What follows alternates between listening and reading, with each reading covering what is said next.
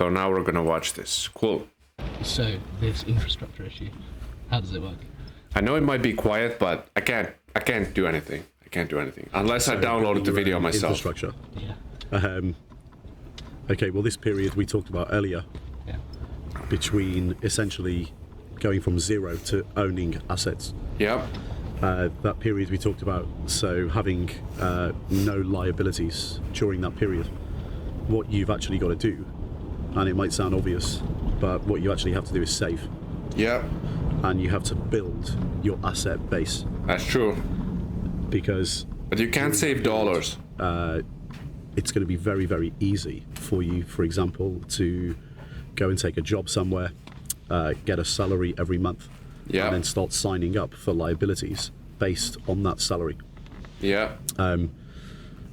So the best way to do things is actually build up your business. So work for yourself, build up a business. Yep. It can still be done if you're working for a business or a corporation, True. but it's more difficult. Yes. You've just got to live well within your means. Yes, exactly. And you've got to have no liabilities. So And you gotta really maximize your time management, you know, the efficiency, right? The biggest problem with being a wagee, it's not that you have a job and you get salary and all that. It's actually that you don't have time to think. You don't have time to actually make plans and dedicate a part of your life to achieving financial success or any kind of success, because you're stuck in that wage slave loop, you know, that 8 to 5 or 9 to 5, 8 to 4. You got to commute to work. You come home, you're tired, you know. So my advice, if you're a wagee and you want to actually still make it in life, you have to, first of all, you have to try to be as efficient as possible, right? Save as much time as you can. And then you want to put all of your time into one thing, right? One single thing, one side hustle. That's all you should be doing, right? I'm going to be honest with you. If you go to the gym, if you have hobbies, you're not going to make it, because you're going to be allocating a bunch of time into something that makes you feel good, but doesn't ultimately make you financially to be in a better situation, right? So if you're a wagee,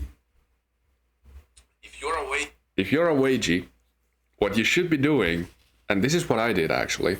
I actually did this so I can talk. When I was a wagee, I would go to work, and then when I would come home from work, I would literally day trade or trade and make YouTube videos from 4 p.m. to midnight. And then I would go to sleep and go to work and do the same thing over and over again, right? That's the only way you're going to get ahead or stay, you know, especially when it comes to trading. Like if you're a wagee, you have a job, you go to work, you know, you come home when you come home, 5 p.m., 4 p.m., whatever. It's not going to be like, it's going to be like 8 hours anyway. You're going to be working like 8 hours. So if you still want to make it in trading, what you have to do is, first of all, you have to allocate your time in a way where instead of trying to trade, you should be learning about trading, right? Instead of trying to trade, you should be learning about how to trade. That's how you manage your time when you have a job and you're still trying to trade. So that's what I did. Literally, that's what I did for like a year straight. I can't remember exactly how long. Many months. I would go to work, I would come home, I would only do trading and YouTube videos, literally. Only those two things. Then I would go to sleep and repeat the same thing the next day. 5 days straight, right? And what ended up happening was that I would spend all this time learning about trading, but I wasn't necessarily trading at that point. I was doing market replay, obviously, but what ended up happening was that when I stopped working, I had all this pre-built knowledge base in trading. So now I would only have to learn the practical side, right? So if your time is very limited, you have to really invest it very properly if you want to actually be like anything, if you want to make it. Liabilities, like we talked about earlier, with mortgages, overdraft facilities, credit cards, taking loans to buy cars, stuff like this. You got to have no liabilities and you got to save. Yeah. And even if you have to rent, for example, or share an apartment for 10, 15 years, you've got to be prepared to do that. And you've got to drop the price. Yeah. Setting up businesses, if that's the choice you're going to make, there's a million ways to make $1 million. Agreed. You can start off. Wait, did we watch this part already? I'm actually quite confused. I don't think we did. Small. And you don't have to have hundreds of thousands of pounds, hundreds of thousands of dollars to start businesses off. Yeah, that's most right. Small businesses you can start off with nothing. Exactly. So if that's something that you want to do, that's the way you have to do it. You can literally start a business for free. Actually, you only need a phone. You actually only need a phone. That's it. You can start doing something with just a phone. Seriously. You can start calling businesses, sending emails, like doing something. That's probably not going to make you money, but at least you get the experience, right? That's all that matters, really. You have to start small and build this asset base. It's so dark. So during that entire period, going from zero up to owning assets, it's saving and having no liabilities. And in its entirety, what you're trying to do is essentially build your own infrastructure. Yes. So you're building your own pension. This section is 10 minutes. Now, if you look at the way the pensions industry works, we're going to watch this whole thing. World, so if you look at the United States, United Kingdom, Europe, what's become really apparent in the last 5 to 10 years is that the generation previously who started on the pensions infrastructure in the 70s and throughout the 80s and 90s and noughties. Noughties? What? Those people are not able to retire properly. Yeah, exactly. So if they can't do that, the system has failed them. They don't work. Or the pensions solution. It's a fraud. Has not been met. It's literally because a scam. The whole point of a pension is that it provides you income in retirement. Yes, exactly. And these people can't retire. It's literally a scam. Has failed Seriously. In the Western world. So whether that's the fault of the system or the fault of the people themselves, it's probably a mixture of the two. But essentially the stats are across the US, Europe, United Kingdom, the annual national average salary in each of those regions is basically equivalent to what an average person's pension value. Dude, his accent is so nice. Actually, I like that old. What is that accent even called? It's like, I know it's English or British, but it's not like the modern British. The brav, like mate stuff. It's like more classy.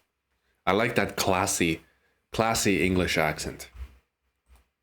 Value is when they retire, which means if everybody retired today in the Western world, it would mean that they'd only be able to live in their current living standards for 1 year. And this is why everybody downgrades their lifestyle when they retire or rely on their children to pay for their retirement. That's not something you want to be doing. If you want to be wealthy, you want to be building your own pension, not outsourcing it, but insourcing your pension. So learning how to... True. You only need about, if we're being honest, like, when I'm old, I don't think I want to live, like, by myself. I want to live with my kids. Seriously. Because when you're old, like 70 years old, you don't really need anything. At that point, you don't really need anything anymore. right? You don't need nice things. You don't really need money. So I think you could make it like, if you just put $100,000 in the S&P, that's making you 10% per year. That's probably going to be enough. 10K, that's probably enough. To do things properly. So the pensions infrastructure has failed. Another infrastructure, that you have to be very, very careful of is insurance. Insurance is a classic example where it's essentially a fear pitch. Insurance companies create policies. This can be on anything. It can be on home insurance, car insurance, health insurance. It doesn't matter. Yeah. Because at the end of the day, it's just all numbers to the insurance company. Exactly. They create the policies, you pay a premium for it, and they literally hire people, like actuarial mathematicians, to build models to ensure that they never pay out. So, or if they pay out, it's a big tiny scam. percentage of overall. Big policies. scam, isn't it? So, insurance claims, for example, in the car industry, the home insurance market, medical insurance, these types of policies, the percentage that get paid out on per year, it's so small. We're looking at like 2 to 4% of policies per year. Yeah.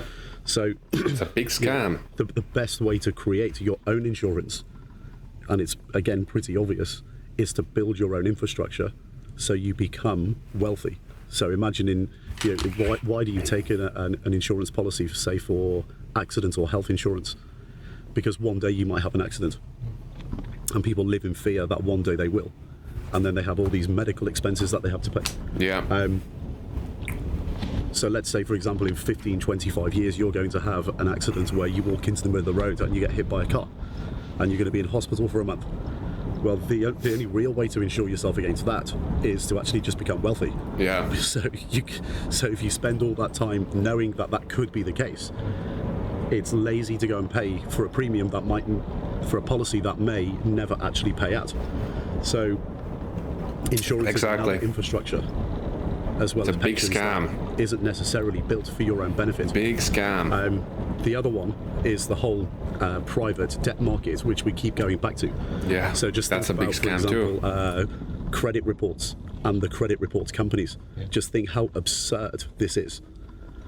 You get scored on your ability to borrow, and the higher your score, the more you can borrow.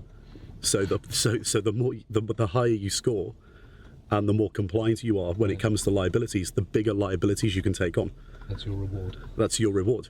It's complete insanity. It's absurd. And if you want to start off on the road to success and build your asset base and build your own infrastructure, these are all things that you have to avoid. Yeah. You have to literally do the opposite of what everybody tells you to do. Exactly. So going back to this point, understanding the function of money, respecting it, having or being indifferent towards building money, Yeah. and becoming wealthy, but wanting to do it because you understand how the system works. Yes. And you don't Very necessarily, important. want. It's very important. Before you do anything, you have to understand the game you're playing. Right? You have to understand the game you're playing. Right? There's a saying that don't hate the player, hate the game. All right? The financial system is a big scam. Okay? It's a scam. It's literally a scam. Money is fake. It's not real. Doesn't really have any value, right? Because we have a standard inflation, right? So the system is a scam. The best thing you can do is learn the rules so you can, play the game. Because if the system is a scam, then it is a game. And some people, for them, it's their life. So if you want to actually make it, you can't live in a way where the system is your life. You have to make it a game, okay? Because once it becomes a game, then you can learn to play. What happens when you play? You become better, right? So that's what you want to do. You want to treat the financial system as a game because it's a game, okay? It is literally a game. It's GTA. It's actually GTA. So what you want to do is you want to learn the rules. You don't want to abuse the system because that's the way you go to prison. You don't want to go to prison. Okay, trust me. So you want to learn the rules, and then you learn to play the game. And the more you play, the better you become. Right? That's it. It's as simple as that. But the first thing is you have to understand the system you're living in. You have to understand what inflation is, what banks are. You have to understand it. To operate within it, you want to own it. This is the way you have to go. You have to build your asset, but you have to build your asset base. And in that period, as you're building, have no liabilities. And it's difficult to begin with, but it gets easier over time. Because the key to this, when you're building assets, is actually to generate passive income and cash flow. You want to be making money while you sleep. And it becomes exponential. So it starts off difficult, but it becomes progressively easier over the years. Very true. What's the old saying? It takes 20 years to become an overnight success. Yes, precisely. You just got to stick at it. So precisely. Build your infrastructure yourself. Build your own infrastructure. It's the only way to go. It's the only way. That was great. That was really good. That was a really good. That's gonna make a good clip. I think Anton Kreil is really underrated. He's really underrated. He has some really good stuff. He says some really good stuff.